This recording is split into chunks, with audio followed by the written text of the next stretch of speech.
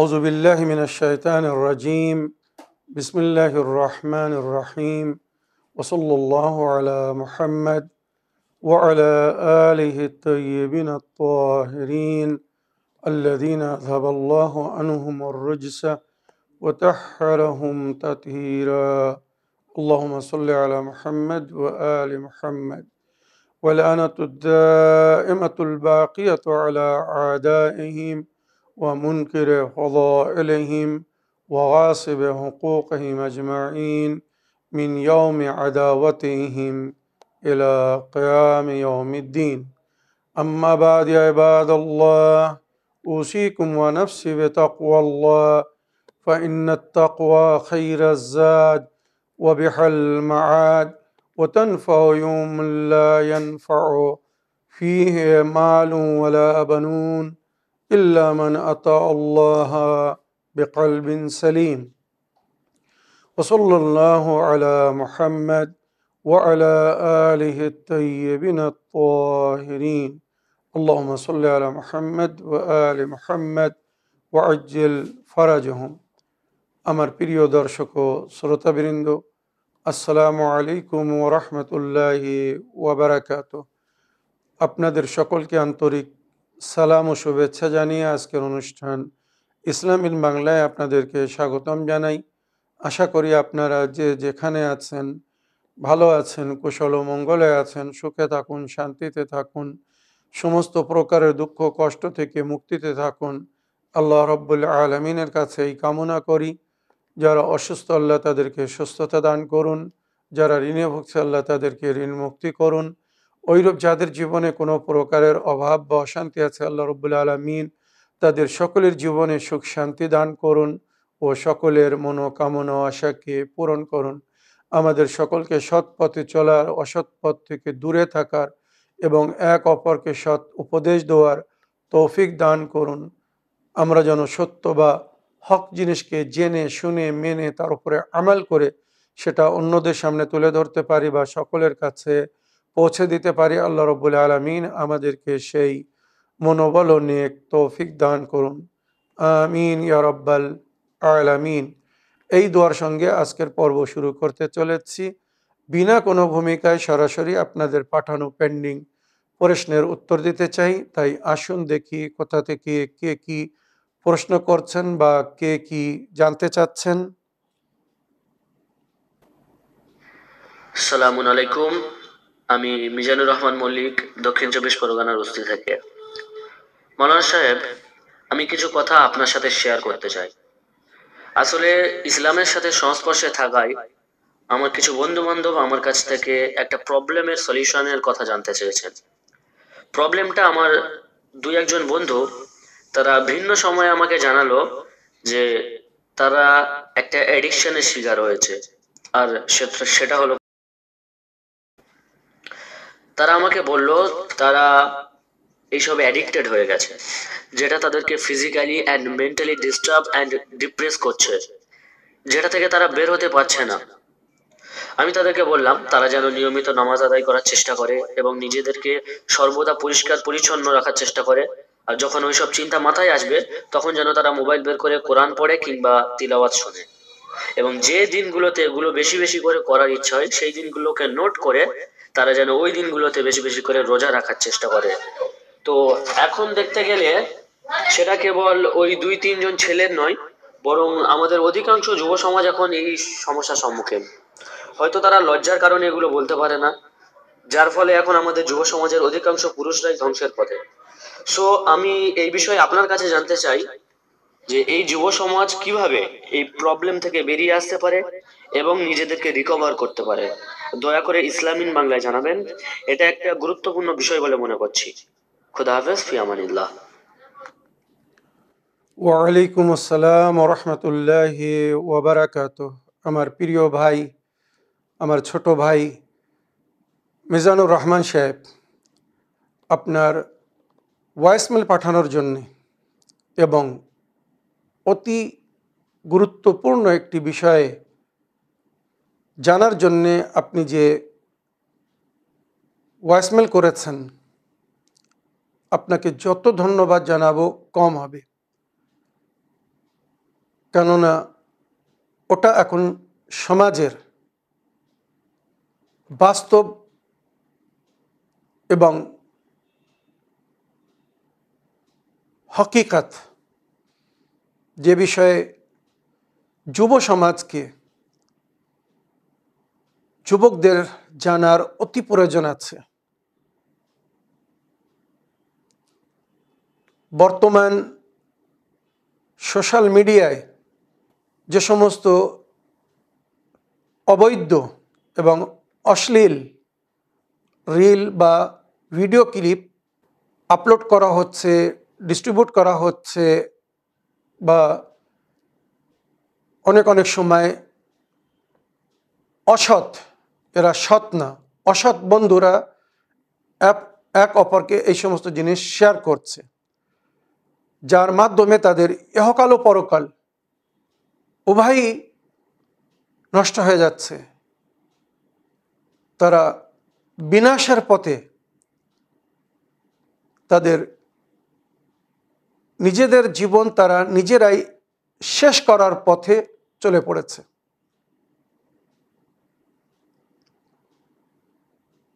আমার প্রিয় ভাই, এই সমস্ত ব্যক্তিদের জন্যে আপনি যে সলিউশন বা উপায় বলেছেন অতি উত্তম, খুব সুন্দর। জাযাকাল্লাহু খাইরা ফিদ দুনিয়া ওয়াল আখিরা। ইন্নাস সালাতা তানহা আনিল ফাহশাই ওয়াল মুনকার। নামাজ মানুষকে সমস্ত প্রকারের জঘন্যতা এবং আল্লাহর হুকুমের অমান্যতা বা অবাধ্যতা থেকে বাঁচায়। সুতরাং আন্তরিকতার সঙ্গে যদি কেউ নামাজ পড়ে আল্লাহর কাছে সাহায্য চায়, যার জিকির কোরআনে হয়েছে, আল্লাহ নিজে বলেছেন ওয়াস্তাইনু বিসসাবরি ওয়াসসালাত, নামাজ এবং ধৈর্যের মাধ্যমে বা নামাজ এবং রোজার মাধ্যমে আল্লাহর কাছে সাহায্য চাও, মদত চাও, আল্লাহ মদত করবেন বলেছেন। ওইরূপ যেমন আপনি বললেন, যে সমস্ত দিনে এইগুলো অধিক ইচ্ছা করে, আশা জাগে বা গুনায় লিপ্ত হওয়ার ভয় থাকে, ওই দিনগুলোতে রোজা রাখতে বলুন। রোজা মানুষের নফসকে কন্ট্রোল করে, সমস্ত প্রকারের হারাম থেকে বিরত থাকার জন্য সহযোগিতা করে। তো আমার প্রিয় ভাই, নামাজ এবং রোজা ওদের জন্য একটি সুন্দর উপায়, যেটা আপনি নিজে বলেছেন। এবারে এর আগে আমি যেগুলো বলছি ভালো করে মন দিয়ে শুনবেন। আপনি আপনার বন্ধুদেরকে বা যারা আপনাকে এই প্রবলেমস বলেছে তাদেরকে বলবেন, 1 নম্বর, তারা যেন চেষ্টা করে শারীরিক এবং মানবিক পবিত্রতা মেনটেন করার। যখনই অপবিত্র হবে, নাপাক হবে, সঙ্গে সঙ্গে পবিত্রতা অর্জন করবে। পবিত্রতা অর্জন করলে শয়তান নিকটে আসতে পারে না বা খুব কম আসে। নাজিস থাকলে, অপবিত্র থাকলে শয়তানের আক্রমণ বেড়ে যায়, আর তখন ওই সমস্ত কুকাজের দিকে মন বেশি যায়। তো বেশিরভাগ সময় অজু করে বা প্রয়োজন হলে গোসল করে পবিত্রতা মেনটেন করতে হবে, 1। দ্বিতীয়, পানাহারের দিকে খুব গুরুত্ব দিতে হবে। হালাল পানাহার করতে হবে, হারাম এবং নাজিস খাওয়া থেকে দূরে থাকতে হবে। হারাম এবং নাজিস খেলে তখন শয়তানের প্রভাব বেড়ে যায়, আর ওই সমস্ত কুকাজের দিকে, অসৎ কাজের দিকে তখন বেশি মন টানে, মন যায়। তো যতক্ষণ সে পানাহারকে হালাল না করছে, এর থেকে বাইরে আসা খুব মুশকিল। আর বিশেষ করে যে প্রবলেমস আপনি বলছেন, বর্তমান যুব সমাজের মধ্যে মোর দ্যান 50%, অর্ধেকেরও বেশি যুবকরা, বা যদি আমি বলি পুরুষরা বলি তাও ভুল হবে না, মোবাইলের মাধ্যমে বা বিভিন্ন সোশ্যাল মিডিয়া, ইন্টারনেটের মাধ্যমে এই হারামে লিপ্ত হয়ে আছে। আর তারা হয়তো চেয়েও বাইরে আসতে পারছে না। যতক্ষণ ওই সমস্ত অশ্লীল বা হারাম জিনিস না দেখছে, অশ্লীল ভিডিও না দেখছে, তারা স্বস্তি পাচ্ছে না, মন ব্যাকুল হচ্ছে। আর শয়তান তাদেরকে বাধ্য করছে, মানে ভেতর থেকে প্রেশারাইজ করছে। দেখো, একবার দেখে নাও, সামান্য দেখো।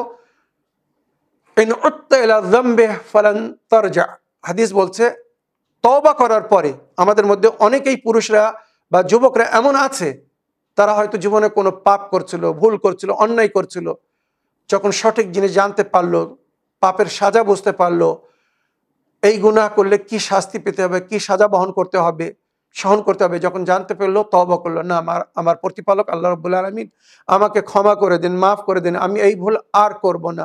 কিছুদিন আসার থাকে, নফসের কন্ট্রোল যতক্ষণ থাকে, আসার থাকে, গুনাহ থেকে দূরে থাকে। আবার যখন মোবাইল ঘাটে, সামনে সামান্য আসলো, একটুখানি দেখে নিল, শয়তান সঙ্গে সঙ্গে তীর চালিয়ে দিল, আক্রমণ করলো ওই জিনিসটাকে দেখার জন্য। ওই যে অশ্লীল জিনিসটা, যেটাকে সরিয়ে দিল, হাত দিয়ে আঙুল দিয়ে উপর করে দিল, শয়তান বারবার বলবে সামান্য একটুখানি দেখে নে, অল্প দেখ, বেশি দেখিস না, এতদিন তো দেখিস নি, সামান্য দেখ। ওই যে সামান্য দেখতে যাবে, লিপ্ত হয়ে যাবে। এইভাবে হারামের দিকে আমন্ত্রণ জানায় শয়তান। তাই হাদিস বলছে, ইন উত্তা ইলা যামবে ফালান তারজা, যদি একবার পাপের দিকে ফিরে যাও, তো ওখান থেকে আর ফিরে আসা সম্ভব হবে না, হয়তো কঠিন হয়ে যাবে, খুব মুশকিল হয়ে যাবে। তাই আমার প্রিয় ভাই, আপনার মাধ্যমে, আপনার প্রশ্নের মাধ্যমে আমি যুব সমাজকে, যুবকদেরকে, আমার ভাইদেরকে, বন্ধুদেরকে বলতে চাই, তোমরা এই হারামে লিপ্ত হয়েও না, নিজের জীবনে রক্ষা করো, নিজের ইহকালকে পরকালকে নষ্ট করো না। এবারে এই অশ্লীল কাজের যে পরিণাম দুনিয়া এবং আখেরাতে, ভালো করে মন দিয়ে শুনবেন। আমাদের মধ্যে অনেকেই আছে যারা পরকালের পরোয়া করে না, মরার পরে আখেরাতে আলামে বারজাকে তাদের সঙ্গে কি হবে, তারা সেগুলো নিয়ে একবার ভাবে না। তারা শুধু দুনিয়ার উপরে নজর রেখে আছে, ভরসা করে আছে, এই দুনিয়াকেই সবকিছু মনে করছে। তো এই দুনিয়ার জন্য আগে বলছি, পরকালে এই সমস্ত গুনায় যারা লিপ্ত, এদের পরকালের আলামে বারজাকের জাহান্নামের সাজা তো নিজের জায়গায় আছেই আছে। জাহান্নামে যাওয়ার আগে, মানে আলামে বারজাকে, কবরের দুনিয়ায় এরা কি সাজা পাবে বলছি। তবে তার আগে এই রোগের, বা যারা এই অশ্লীল ভিডিও দেখে, এই হারাম বা অশ্লীল চিত্র দেখে, এর মাধ্যমে তাদের যে ক্ষতি, যেটা আপনিও উল্লেখ করেছেন কিছু, তাদের মন বেকুল হচ্ছে, স্ট্রেস বেড়ে যাচ্ছে,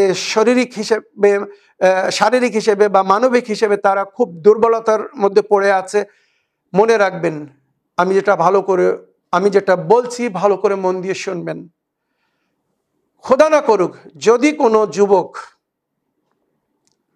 এই হারাম কাজে লিপ্ত হয়, অশ্লীল ভিডিও দেখার পরে বা অশ্লীল চিত্র দেখার পরে, তারা অনেক সময় নিজে হাতে নিজের ক্ষতি করে। এর কারণে একদিন তারা জন শক্তি হারিয়ে ফেলবে। কোরআন বলছে, ইয়াখরুজু মিন বাইনাস সুলবি ওয়াত তারাইব, আর এই যে মানুষের সৃষ্টি, মা ইন দাফিকিন ইয়াখরুজু মিন বাইনাস সুলবি ওয়াত তারাইব, একটি ফিসক্রি মারা পানির মাধ্যমে মানুষের সৃষ্টি হয়। এই যে কোরআন বলছে একটি ফিসক্রি বা পিসক্রি বলুন বা ফিসক্রি বলুন, ফোর্স, এই ফোর্স শেষ হয়ে যাবে। এই ফোর্স, এই ফিসক্রি থাকবে না, যার কারণে তারা কখনো বাপ হতে পারবে না। ভালো করে মন দিয়ে শুনবেন, এটা কিন্তু খুব সহজ না। যারা এই হারামে লিপ্ত আছে, এই সমস্ত যুবকরা হয়তো বিয়ের পরে বাপ হতে পারবে না। যারা এই হারামে লিপ্ত আছে, মনে রাখবেন, আস্তে আস্তে এদের শারীরিক হিসেবে এরা দুর্বল হয়ে যাবে, যেটাকে আমরা অনেক সময় বা ডাক্তাররা ক্ষয় রোগ বলেন। এরা ক্ষয় রোগের মধ্যে চলে যাবে, এদের শরীর শেষ হয়ে যাবে। তাই আমার যুবক বন্ধুদেরকে, ভাইদেরকে বলছি, এখনও এর থেকে বাইরে আসার চেষ্টা করুন। যদি নিজের জীবনকে সাফল্য করতে চান, নিজের যৌবনের রক্ষা করুন। হাত পা দুর্বল হয়ে যাবে, জোরে ব্যথা করবে, শরীরের মধ্যে ক্লান্তের সৃষ্টি হবে, কোনো কাজে মন লাগবে না, মন বেকুল হবে, সবসময় একটা চিন্তার মধ্যে, টেনশনের মধ্যে। আর সবচেয়ে বড় একটি জিনিস যেটা অনেক জওয়ানের মধ্যে আমরা দেখছি, নিরাশার শিকার হয়ে যাবেন। একটা নিরাশার মধ্যে এসে যাবেন, নিরাশার মধ্যে পড়ে যাবেন, কোনো কাজে মন লাগবে না, আর সমস্ত কাজে এমন মনে হবে আমি এই কাজটা আর করতে পারবো না, এটা আমার দ্বারা হবে না, নিরাশ হয়ে যাবেন, নিরাশ। আর এটা গুনাহে কাবিরার মধ্যে বলা হয়েছে। এই পরস্পর যে কথাগুলো বললাম, আরো অনেক কিছু আছে, যদি বিস্তারিত বলতে যাই পুরো হয়তো একটা এপিসোডও করতে হবে, তাও হয়তো মানে কথা ফুরাবে না। তো ইহকালে এই সমস্তভাবে তারা ক্ষতিগ্রস্ত হবে, তাদের জীবন শেষ হয়ে যাবে। আর বিশেষ করে বিবাহিত জীবন হয়তো সাফল্য হবে না, বা সন্তানের হয়তো পিতা হতে পারবে না। তাই যদি এখনো নিজের বিবাহিত জীবনকে, বিবাহের পরের জীবনকে সুন্দর করতে চান, এই দুনিয়ায় সন্তানের সুখ শান্তি পেতে চান, তো এই হারাম থেকে বাইরে আসার চেষ্টা করুন। এবারে আমার প্রিয় ভাই, আপনি হয়তো বলছেন যে মানুষের কি করলে এর থেকে বাইরে আসা যাবে, তো তারও উপায় বলে দিচ্ছি। তবে তার আগে এই সমস্ত ব্যক্তিদের পরকালের কি সাজা, যদি খোদা না করুক তওবা করার আগে, গুনাহ থেকে বাহির হওয়ার আগে যদি তারা মারা যায়, কখন এই দুনিয়া ফুরিয়ে যাবে, কখন এই দুনিয়া থেকে চলে যেতে হবে কেউ জানে না। তো খোদা না করুক যদি এই সমস্ত ব্যক্তিরা এইভাবে অবৈধ হারামে লিপ্ত অবস্থায় যদি মারা যায়, তো আলামে বারজাখে আয়াতুল্লাহ মামাকানি সাহেব লিখেছেন রুহ কা সফর, এই বইয়ের মধ্যে উনি এক জায়গায় লিখছেন, হাদির সঙ্গে মরহুম যখন কিয়ামতের ময়দানের দিকে, হাসরের ময়দানের দিকে আগে বাড়তে থাকবে, নারী হোক আর পুরুষ, আর বিশেষ করে পুরুষদের জন্য বলা হয়েছে, নারীদের জন্যও যে সেম কেস, একই ব্যাপার মনে রাখবেন। তো যারা এই দুনিয়ায় অবৈধ সম্পর্কে লিপ্ত ছিল, হারামে লিপ্ত ছিল, এদেরকে নাকি এক দলদল, দলদল মানে আপনারা জানেন নরম মাটি বা কাদার মতো একটা এরিয়া হবে, মনে হবে এর ওপরে হেঁটে আমরা পার হয়ে যেতে পারবো, কিন্তু যেই পা রাখবেন ভেতরে চলে যাবেন, এটাকে দলদল বলা হয়, মনে রাখবেন। তো দলদলের মধ্যে চলে যাবে, আর ওই দলদলে কাদার জায়গায় কি হবে জানেন, যেটা রওয়ায়াতের মধ্যে উল্লেখ হয়েছে, রাস্তা যে পিচ ঢালাই হয় এরকম পিচ হবে। আবার রওয়ায়াতে বলা হচ্ছে চুন, আপনারা জানেন চুন কত গরম হয়, যেখানে চুন তৈরি হয় আপনারা সেখানে গিয়ে জিজ্ঞেস করে দেখুন, যদি কোনো জিনিস ওখানে ফেলে দেওয়া হয়, কোনো জীবিত কোনো জিনিস চুনের মধ্যে ফেলে দেওয়া হয়, কিছুক্ষণের মধ্যে গলে যায়, পানি হয়ে যায়, মনে রাখবেন এত ভয়ঙ্কর। আর তৃতীয় যেটা রওয়ায়াতের মধ্যে উল্লেখ হয়েছে, ফোড়া পেকে যে পুঁজ বাহির হয়, ওই দলদল হবে ওই গরম পুঁজের, গরম পুঁজ ঠকবক করে ফুটতে থাকবে। আর ওই ব্যক্তিকে যে এই দুনিয়ায় হারামে লিপ্ত ছিল, হারাম করছিল নিজের হাত দিয়ে, বা অবৈধ সম্পর্কে ছিল, এর মধ্যে যারা লিপ্ত আছে তাদেরকে ওই দলদলের মধ্যে ফেলে দেওয়া হবে। যখন ওই দলদলের মধ্যে ফেলে দেওয়া হবে, তাদের পুরো শরীর গলে যাবে, ওর মধ্যে গলে যাবে। আর রওয়ায়াতে যেটা উল্লেখ হয়েছে, তার মুখের মধ্যে যখন ওই গরম পুঁজ তার মুখের মধ্যে যাবে, সে কিছুতেই মুখ খুলতে চাবে না, ওটা মুখে নিতে চাবে না, কিন্তু বারবার তার মুখের মধ্যে ওটাকে ঠেসে দেওয়া হবে, গরম পুঁজ খাওয়ানো হবে। এরপরেও যদি রুহ না কেঁপে ওঠে, আর এইগুলো শোনার পরেও যদি কোনো যুবক বা যুবতী কোনো হারামে যারা লিপ্ত আছে তারা যদি নিজেকে এই হারাম থেকে না বাঁচায়, আমি আপনি হাজার চেয়েও হয়তো কিছু করতে পারবো না। তবুও এবারে শেষ উপায় বলছি, যেটা দোয়ার মধ্যে উল্লেখ হয়েছে, যে এখন শয়তান আমাদেরকে হারামে লিপ্ত হওয়ার জন্য আমন্ত্রণ জানায়, গুনাহ করার জন্য আমন্ত্রণ জানায়। লা আগুয়ান্নাহুম আজমাইন, শয়তান খোদাকে চ্যালেঞ্জ করেছিল, আল্লাহ আমি তোমার সমস্ত বান্দাকে পথভ্রষ্ট করব। তো শয়তান বিভিন্নভাবে বিভিন্ন রূপ ধারণ করে আমাদের নিকটে আসে, কারণ এটা শয়তান স্বয়ং আল্লাহর কাছ থেকে অনুমতি নিয়েছিল, আল্লাহর কাছে দাবি করেছিল, আর আল্লাহ সেটা মেনেও নিয়েছিলেন, যে আমি যখন যে রূপ চাইব সেই রূপ যেন ধারণ করতে পারি। তো শয়তান হয়তো সুন্দর যুবতী হয়ে আসবে বা সুন্দর যুবক হয়ে আসবে, আর হারামের দিকে আমন্ত্রণ জানাবে। মনে রাখবেন, আমরা যখন কোনো গুনাহ থেকে বাঁচতে চাই, অ্যাভয়েড করতে চাই, শয়তান বারবার সেইগুলো আমাদের সামনে নিয়ে আসার চেষ্টা করে। তো এইভাবে শয়তান আমাদেরকে ধোঁকা দেয়। তাই মাসুমিন আলাইহিসসালামরা বলেছেন, তোমরা যদি শয়তানের আক্রমণ থেকে নিজের রক্ষা করতে পারো, সমস্ত হারাম, অবৈধ বা নাজায়েজ কাজ থেকে তোমরা নেজাত পেয়ে যাবে। তাই শয়তানের থেকে নিজাত পাওয়ার জন্যে প্রতি নামাজের পরে এই দোয়াটি পড়তে বলুন। মনে রাখবেন, যারা সমস্যার মধ্যে আছে, শয়তানের আক্রমণ থেকে, শয়তানের ধোঁকা থেকে নিজেকে বাঁচাতে পারছে না, এটা তাদের জন্য একটি সুন্দর উপায় আহলে বাইত আমাদেরকে दिएছেন। इब्लिस का शर दूर करने की दुआ जो किताब मुस्तनिस से मनकुल है। मासूमीन अलैहिस्सलाम এই दुआ বারবার পড়তে বলেছেন, যাতে শয়তানের থেকে সে বিরত থাকতে পারে, বেঁচে থাকতে পারে, আল্লাহ যেন তার হেফাজত করে। দোয়াটি প্রতি নামাজের পরে পড়তে হবে। সকাল সন্ধ্যা এই দোয়া পড়তে ভুল করবেন না। আর যুবকদের জন্য বলছি বা যুবতীদের জন্য বলছি, যখনই মন ভুল পথের দিকে টানবে, নফস ধোঁকা দিতে যাবে, শয়তান যেই মনে কুমন্ত্রণা জাগাবে, হারামের দিকে আমন্ত্রণ জানাবে, হারামে লিপ্ত করার চেষ্টা করবে, মন ভুল পথের দিকে যাবে, সঙ্গে সঙ্গে এই দোয়াটা পড়বেন।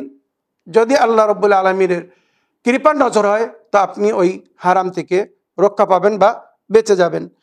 আল্লাহুম্মা ইন্না ইবলিস আবদুম মিন আবিদিক ইয়ারানি মিন হাইসু লা আরাহু ওয়া আনতা তারাহু মিন হাইসু লা ইয়ারাক ওয়া আনতা আকওয়া আলা আমরিহি কুল্লিহি ওয়া হুয়া লা ইয়াকওয়া আলা শাইইন মিন আমরিক।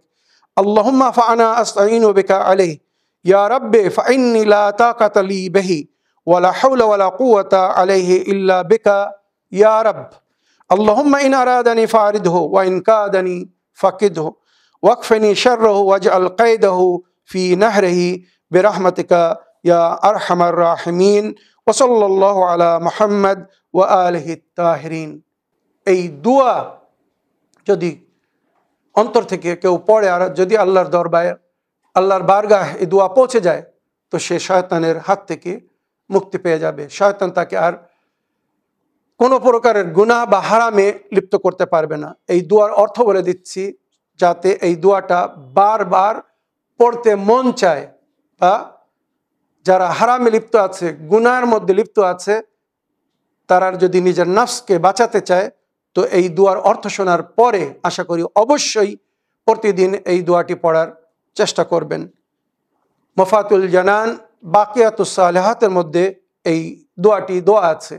যদি আপনারা নিজেরা না খুঁজে নিতে পারেন, তো আমার যে সমস্ত ভাইদের নম্বর স্ক্রিনে শো করা হচ্ছে, আপনারা এনাদের সঙ্গে কন্ট্যাক্ট করে এই দোয়া আমার কাছ থেকে নিতে পারেন।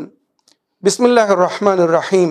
আল্লাহুম্মা ইন্না ইবলিস আবদুম মিন আবিদিক। হে আমার প্রতিপালক আল্লাহ রাব্বুল আলামিন, ইবলিস আপনার সৃষ্টির মধ্যে, আপনার বান্দাদের মধ্যে একজন বান্দা, আপনার গোলামের মধ্যে একজন গোলাম। ইয়ারানি মিন হাইসু লা আরাহু।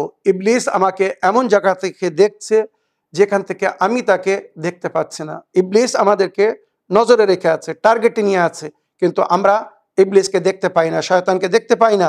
ওয়া আনতা তারাহু মিন হাইসু লা ইয়ারাক। আল্লাহ, আপনি তাকে সেখান থেকে দেখছেন যেখান থেকে সে আপনাকে দেখতে পারছে না। শয়তান আমাকে দেখছে, আমি শয়তানকে দেখছি না, আর আপনি শয়তানকে দেখছেন, শয়তান আপনাকে দেখতে পাচ্ছে না।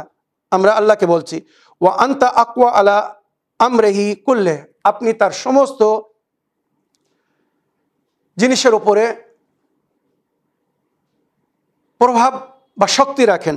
আনতা আকওয়া আলা আমরিহি কুল্লিহি, তার সমস্ত শক্তির উপরে আপনার শক্তি প্রভাবিত, মানে আল্লাহ আপনি সর্বশক্তিমান, আপনি সমস্ত প্রকারের তাকাত ও কুওয়াত রাখেন তার সমস্ত হুকুমের উপরে। সে যদি কোনো হুকুম চালাতে চায়, তো আপনি যদি না চান, সে কখনো চালাতে পারবে না। ওয়া হুয়া লা ইয়াকওয়া আলা শাইইন মিন আমরিক। শয়তান আপনার কোনো হুকুমের উপরে নিজের হুকুম চালাতে পারবে না, কিন্তু আপনি তার সমস্ত হুকুমের উপরে নিজের হুকুম চালাতে পারবেন না বা চালানোর ক্ষমতা রাখেন।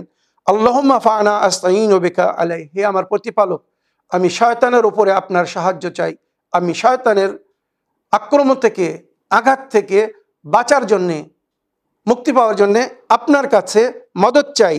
ফাআনা আস্তাইনু বিকা আলাই ইয়া রাব্বি ফাইন্নী লা তাকাতা লি বিহি, হে আমার প্রতিপালক, শয়তানের সঙ্গে লড়ার ক্ষমতা আমার নেই, আপনি আমার মদত করুন। যদি আপনি মদত করেন তাহলে আমি শয়তানের সঙ্গে লড়াই করতে পারবো, আর আপনি যদি মদত করেন নিশ্চয়ই আমি জিতে যাব, শয়তান আমাকে হারাতে পারবে না। ইয়া রাব্বি ফাইন্নী লা তাকাতা লি বিহি ওয়ালা হাওলা ওয়ালা কুওয়াতা লি আলাইহি ইল্লা বিকা, ইয়া রাব, শয়তানের ওপরে বিজয় লাভ করার জন্যে, প্রভাব পড়ার জন্যে বা ফেলার জন্যে আপনার শক্তি ছাড়া আমার কোনো উপায় নেই। লা হাওলা ওয়ালা কুওয়াতা, না কোনো শক্তি আছে না কোনো উপায় আছে, তাকাত আছে শয়তানের উপরে বিজয় লাভ করার জন্যে, ইল্লা বেকা, আপনার ছাড়া, হে আমার প্রতিপালক। ইয়া রাব আল্লাহুম্মা ইন আরাদানি ফারিদহু, শয়তান যদি আমার এরাদা করে, আমার ইচ্ছা করে, মানে আমাকে টার্গেটে নিতে চায়, শয়তানের টার্গেটে যদি আমি থাকি, আল্লাহুম্মা ইন আরাদানি ফারিদহু, তো আপনি তাকে নিজের টার্গেটে নিয়ে নেন। শয়তান আমার দিকে তাকিয়ে আছে আমাকে ফাঁসবে বলে, আপনি তাকে নিজের ক্ষমতার মাধ্যমে ফাঁসিয়ে দিন। ওয়া ইন কাদানি ফাকিদহু, শয়তান যদি আমাকে বন্দি করতে চায়, কয়েদ করতে চায়, শয়তান যদি আমাকে গ্রেফত করতে চায়, আপনি তাকে গ্রেফত করে নিন। ওয়াকফিনি শাররাহু ওয়াজআল কায়দাহু ফি নাহরি, শয়তানের শার থেকে আমাকে বাঁচান।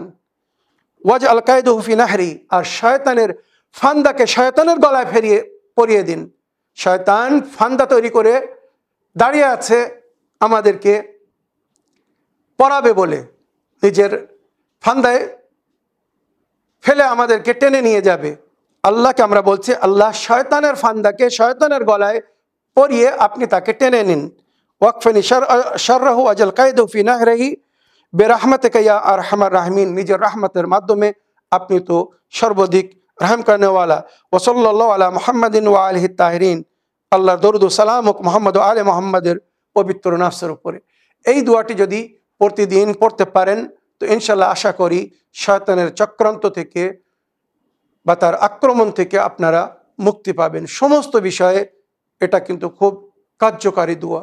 তাই আপনাদের কাছে অনুরোধ করব, আপনারা প্রতি নামাজের পরে যদি পড়তে পারেন, প্রতি নামাজের পরে পড়ুন। সমস্ত প্রকারের শয়তানি খেয়ালাত বা কুমন্ত্রণা বা শয়তানি কাজ, ভুল বা অন্যায় পাপ থেকে বেঁচে থাকতে পারবেন, রক্ষা পাবেন।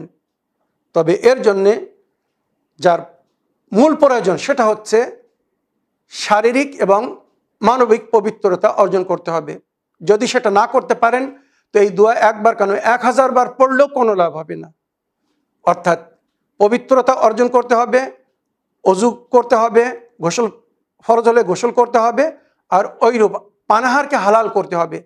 নাজিস বা হারাম খেলে শয়তান আপনার থেকে দূরে যাবে না, শয়তান সবসময় আপনার সঙ্গে জড়িত থাকবে। অপবিত্র থাকলে বা নাজিস খেলে মানুষের রূহ, নফস তখন দুর্বল হয়ে যায়, আর শয়তান তখন তার উপরে প্রভাবিত হয়, প্রভাবশালী হয়, আর যেভাবে ইচ্ছা করে সেইভাবে তাকে চালায়, যার শিকার আজ যুবকরা হচ্ছে। আমার প্রিয় ভাই, এই যে 30-35 মিনিট ধরে আপনার প্রশ্নের উত্তর দিলাম, কেননা এটা সত্যি অতি গুরুত্বপূর্ণ বিষয়। বর্তমান যুগে, বর্তমান সময়ে, বর্তমান পরিস্থিতিতে যেটা আমরা দেখছি, শুনছি, অধিক অংশ যুবকরা এই সমস্ত হারামের মধ্যে লিপ্ত হয়ে পড়েছে। শেষ যুগ বড় কঠিন যুগ। যে সমস্ত গুনাহ এর আগে হয়নি, এই শেষ যুগে সেই সমস্ত গুনাহ হচ্ছে বা আমরা শুনছি, দেখছি। বিভিন্নভাবে যেভাবে আল্লাহর বান্দারা এসে নালিশ করছেন, মাতা পিতারা এসে নিজের সন্তানদের সম্পর্কে বলছেন, সেগুলো শুনে অনেক সময় অনেক দুঃখিত হই, তার সঙ্গে সঙ্গে চিন্তিত হই যে কিভাবে এদেরকে জাহান্নামের আগুন থেকে বাঁচানো যাবে, কিভাবে এদের পরকালকে উজ্জ্বল বা সুন্দর করা যাবে। আমার প্রিয় ভাই, আপনি যে প্রশ্ন পাঠিয়ে সহযোগিতা করলেন। আর আপনার প্রশ্নের উত্তরে এই যে কথাগুলো বললাম, এই পুরো এপিসোডটা তাদেরকে দেখাবেন, তাদেরকে শোনাবেন যারা হারামে লিপ্ত হয়ে আছে, গুনাহ করছে, পাপ করছে। এই মোবাইলের দুনিয়া কিন্তু বড় ভয়ঙ্কর দুনিয়া। চোখের ক্ষতি, মানবিক শক্তিকে শেষ করে দিচ্ছে, ব্রেন শক্তিকে শেষ করে দিচ্ছে। এবং এই মোবাইলের থেকে যে রেজ, আলো বাহির হয়, সমস্ত মেডিকেল সায়েন্স বা ডক্টররা বলছে একদিন ছেলেরা, মেয়েরা যারা সবসময় মোবাইল নিয়ে পড়ে আছে, মোবাইল দেখছে, ফেসবুক, হোয়াটসঅ্যাপ, ইনস্টাগ্রাম বা সোশ্যাল মিডিয়ায় যে সমস্ত প্রসেস আছে দেখছে, একদিন এরা দৃষ্টি হারিয়ে ফেলবে, নিজের সামনের জিনিস এরা দেখতে পাবে না। মেডিকেল সায়েন্স বা ডাক্তাররা বলছে এই মোবাইলের যদি 1%, ভালো করে মন দিয়ে শুনবে, 1% উপকার হয় তো 99% এর অপকার বা অপকারিতাকে জানার প্রয়োজন আছে, যে কিভাবে মোবাইলকে ব্যবহার করলে আপনি ক্ষতিগ্রস্ত হবেন। প্রয়োজন ছাড়া, অতি প্রয়োজন ছাড়া মোবাইল ব্যবহার করবেন না। আমি নিজে এই কষ্ট অনুভব করছি। হাজারো মানুষের প্রশ্নের উত্তর দিতে হয়। আজকাল সোশ্যাল মিডিয়ার যুগ, হোয়াটসঅ্যাপের মাধ্যমে বা মেসেঞ্জারের মাধ্যমে পুরো বিশ্বের বিভিন্ন এলাকা বা কোনা কোনা থেকে মানুষ প্রশ্ন করে, তাদের উত্তর দেওয়ার জন্য অনেক সময় আমাকে হোয়াটসঅ্যাপ বা মেসেঞ্জার চেক করতে হয়। ডাক্তাররা আমাকে বলছে, হুজুর আপনি যদি নিজের দৃষ্টি বাঁচাতে চান, চোখের আলো বা দেখার শক্তিকে যদি না হারাতে চান, তো হোয়াটসঅ্যাপ, ফেসবুক বা এই যে মোবাইলের ব্যবহার হয় বন্ধ করে দিন, আর যদি বন্ধ করা সম্ভব না হয় তো কম করে দিন, মানে অতি প্রয়োজন ছাড়া মোবাইল ব্যবহার করবেন না। তো আমিও নিজের জন্যে এটা বলছি বা আমি চেষ্টা করছি। আমার মজবুরি না হলে আমি হয়তো মোবাইল ব্যবহারই করতাম না। আপনারা জানেন, মোবাইল এখন আমাদের জীবনের একটি অংশ হয়ে গেছে, একটি সাথী হয়ে গেছে। আমাদের জীবনের অধিকাংশ প্রশ্নের উত্তর হয়তো আমরা মোবাইলের মাধ্যমে পেয়ে যাচ্ছি। অনেক কিছু মোবাইলের মাধ্যমে আমরা পেয়ে যাচ্ছি। সেই জন্য মোবাইলকে হয়তো পরিপূর্ণভাবে ছাড়া বা মোবাইল থেকে বিরত থাকা হয়তো সম্ভব হবে না। তবে যত কম বা অল্পের মধ্যে, অল্প ব্যবহারের মধ্যে সমস্যার সমাধান হতে পারে, সেইভাবে মোবাইলকে কম ব্যবহার করার চেষ্টা করবেন। আমি আমাকেও বলছি, আমার যুবক ভাইদেরকেও বলছি, বোনদেরকেও বলছি, ছেলেদের, মেয়েদের, যাদেরকে আমি আপন মনে করি, যাদেরকে ভালোবাসি, যাদের মঙ্গল কামনা করি, আমি তাদের সকলের জন্য বলছি, বিনা প্রয়োজনে মোবাইল ব্যবহার করবেন না। হয়তো দিনের বেলা কি রাতের বেলা কোনো এক সময় আধ ঘন্টা 1 ঘন্টা মোবাইলে কোনো একটি ইসলামিক বা যার মধ্যে জ্ঞান বা শিক্ষা লাভের উপায় আছে এমন কিছু ভিডিও দেখছেন, তাও লাইট কম করে রাখবেন, বেশি উজ্জ্বল করে রাখবেন না, মনে রাখবেন। আর চেষ্টা করবেন মোবাইলকে সবসময় নিজের থেকে 1 থেকে 2 ফুট দূরে রেখে দেখবেন। যদি বাড়িতে টিভি থাকে বা কম্পিউটার থাকে তো স্ক্রিন গার্ড লাগানো যায়। স্ক্রিন গার্ড লাগিয়ে আপনারা টিভি দেখতে পারেন, কম্পিউটারে দেখতে পারেন, এ থেকে চোখের ক্ষতি কম হবে। আর যদি মোবাইলে দেখতে চান তো মোবাইলের জন্য আজকাল এক্সট্রা স্ক্রিন এসেছে, যার মাধ্যমে ক্লিয়ার, পরিষ্কার আর বড় করে দেখা যায়। তো এটা যদি সম্ভব হয় অতি উত্তম। যদি এটা না করতে পারেন, অনেক সময় ডিপ কালারের বা ব্ল্যাক কালারের স্ক্রিন পাওয়া যায়, যেটা রেজ মানে ওই যে আলো বা লাইট বাইর হয় মোবাইল থেকে, ওটা সরাসরি চোখে লাগতে দেয় না। তো যদি ওই স্ক্রিনের ব্যবস্থা করতে পারেন খুব উত্তম, যদি ওটা না ব্যবস্থা করতে পারেন, ওটা ব্যবহার না করতে পারেন, তো মোবাইলকে নিজের থেকে 1 থেকে 2 ফুট দূরে রেখে দেখবেন, যাতে সরাসরি ওই আলো যেন চোখে না লাগে, ক্ষতি না করে। 1 ঘন্টা 2 ঘন্টা দেখলেন, বন্ধ করে রেখে দিলেন। কন্টিনিউয়াসলি কয়েক ঘন্টা কখনো মোবাইল দেখবেন না। একটা উদাহরণ দিলাম, হয়তো আপনি আমার এই অনুষ্ঠান, এই প্রোগ্রাম মোবাইলে দেখছেন, মোবাইলে ফলো করছেন, তো আপনি আমাদের অনুষ্ঠান আপনারা জানেন 40 থেকে 45 কোনো একটা প্রশ্নের উত্তর হয়তো কমপ্লিট করতে আরও 2-4 মিনিট একটু এক্সট্রা হয়ে যায়, বেশি হয়ে যায়। তো অধিকাংশ এপিসোড 45 মিনিটের মধ্যে শেষ হয়ে যায়। তো 45 মিনিট আমাদের অনুষ্ঠানকে দেখলেন, এপিসোড দেখলেন, তারপরে মোবাইলকে রেখে দিলেন। 1-2 ঘন্টা আর অন্য কিছু দেখবেন না, কিছু শুনবেন না। কিছুরা আছে একটা প্রোগ্রাম শেষ হয়ে গেল, সঙ্গে সঙ্গে আরেকটা দেখা শুরু করে। এই ভুল কখনো করবেন না। চোখেরও একটি রেস্টের প্রয়োজন আছে। তো সঙ্গে সঙ্গে মোবাইলকে বন্ধ করে রেখে দেবেন। মনে করুন আমার বক্তব্যের মাধ্যমে যেগুলো শুনেছেন, প্রশ্নের উত্তরের মাধ্যমে, এগুলোকে ভালো করে মন দিয়ে, মানে নিজের মধ্যে আমি আজকের এপিসোডে কি কি বলেছি, কি কি বিষয় বলেছি, হাইলাইট কি কি করেছি, এই সমস্ত সমস্যার সমাধানের জন্য কি কি উপায় বলেছি, প্র্যাকটিক্যাল উপায়, এই দুনিয়ায় কিভাবে করতে হবে, কি করতে হবে, পরকালের জন্য কি করতে হবে, কোন দোয়া পড়তে হবে, এইগুলো নিয়ে 1-2 ঘন্টা চিন্তা করুন। প্রয়োজন হলে এটাকে নোট করুন, দোয়াগুলো নোট করুন, এগুলো প্রস্তুত করুন। এইভাবে প্রতি এপিসোডের পরে প্রশ্ন উত্তর যেগুলো আপনারা শুনছেন, অনেক সময় অনেক ভাই বোনেরা বলে থাকেন যে হুজুর আপনার কাছে আমরা প্রশ্ন করি না, হয়তো প্রয়োজন হয় না, কেননা আমাদের প্রশ্ন অন্য কেউ করে, আর সেটা আপনার উত্তরের মাধ্যমে আমরা জানতে পারি। আমার মনে গাচ্ছিল, আমার মনে আসছিল, মনে হচ্ছিল আমি এটা জানবো বা জানার প্রয়োজন আছে, আমি প্রশ্ন করব, কিন্তু কোনো এক ভাই বোন প্রশ্ন করেছেন, আমার প্রশ্ন আমি উত্তর পেয়ে গেছি, সুতরাং আর প্রশ্ন করার হয়তো প্রয়োজন হয় না। তো এটা আপনারা কখন করবেন? যখন প্রতিদিন আমাদের এপিসোড ফলো করবেন আর নোট করতে থাকবেন যে কোন দিনের কোন এপিসোডে, এপিসোড নম্বর লিখবেন, আর ওই এপিসোডে আমি কি কি বিষয় আলোচনা করেছি প্রশ্ন উত্তর হিসেবে প্রশ্নও লিখবেন, তার উত্তরের সারাংশ বা একটা ইশারা লিখে দেবেন যাতে মনে পড়ে।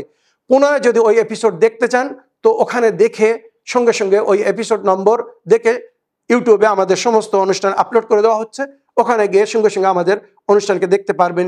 অনেক কথা মনে থাকে না, বারবার হয়তো দেখার বা শোনার প্রয়োজন হয়, তো ওগুলো দেখতে বা শুনতে পারবেন। তাই অনুরোধ করছি এইভাবে শিডিউল তৈরি করুন, রুটিন তৈরি করুন, নিজের জীবনে রক্ষা করুন, নিজের ইহকাল ও পরকালকে বাঁচান, নিজের ভাই বোনদের, নিজের সন্তান আদিদের জীবনকে যদি আপনারা বাঁচাতে চান তো লক্ষ্য রাখুন, আর যেভাবে বললাম এইগুলো নিজেরা শুনে বা অন্যদেরকে শুনিয়ে মানব কল্যাণের কাজ করুন।